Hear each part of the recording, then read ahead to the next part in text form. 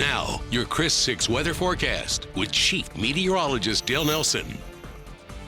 Hi everybody, welcome back. Well, definitely different today with only a lonely inland shower. That was about it. Really dried out and we got up to 94 degrees. We're 90 right now. We'll be 80 by midnight.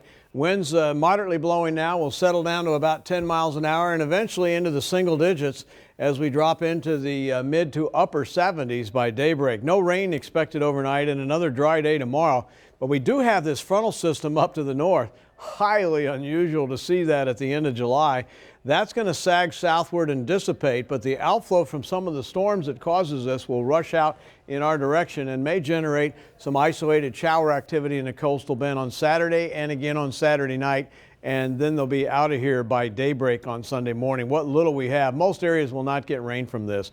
But future clouds and rain look like this. Lots of sunshine and heat tomorrow. There's a few showers in early Saturday morning before daybreak. And then again, we'll see a distant shower Saturday evening, but additional activity will try to develop here Saturday night after sunset, but not much, only isolated in nature.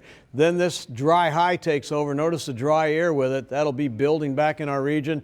And oh my, when we see that come, temperatures go even higher into the upper 90s for highs, but the lows will be reasonable and actually below seasonal levels into the low 70s by the time we get to next week.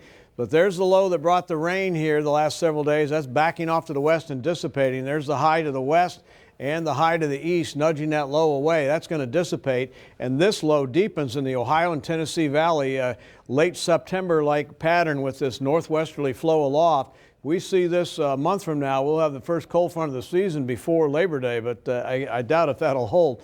In any event, we'll have this dry northwesterly flow aloft all next week. That means no rainfall. But again, we have a little hiccup here on Saturday and Saturday night, but not much. Here's the winds, and they'll be fairly calm in the morning after being breezy today. Less wind tomorrow than we saw today. That means a hotter high, and then very light winds here on Saturday. Notice at 5 o'clock on Saturday, only 9 to 10 miles an hour. And on Sunday, they'll be calm around the noon hour. So Mariners last weekend, awful, of course, but not so much this weekend, looking good. 78 at 7, a steamy start. 91 hot and sticky at noon, mid-afternoon, mid-90s.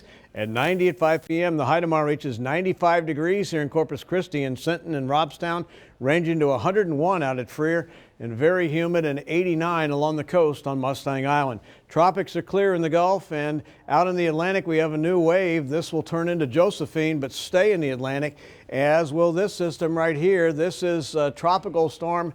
This is the ice storm, Isaias. I think I got it right. Bottom line is the iPhone, the ice storm from now on, because that's hard to say. But the bottom line is it's headed into the Bahamas as a Category 1 hurricane, according to Hurricane Center. This system, according to me, is staying in the Atlantic, and it's not a factor in our forecast. We've been talking about it for several days. There's the isolated showers Saturday and Saturday night. Overall, less wind and more heat. 77 tonight, 95 tomorrow, 95 Saturday. Then we take off, 96 on Sunday. Notice the lows. Pretty nice here, low to mid 70s all the way through Thursday, but the highs will be in the upper 90s. So that's a look at weather. We'll have more with Javier and Operation SOS right after this.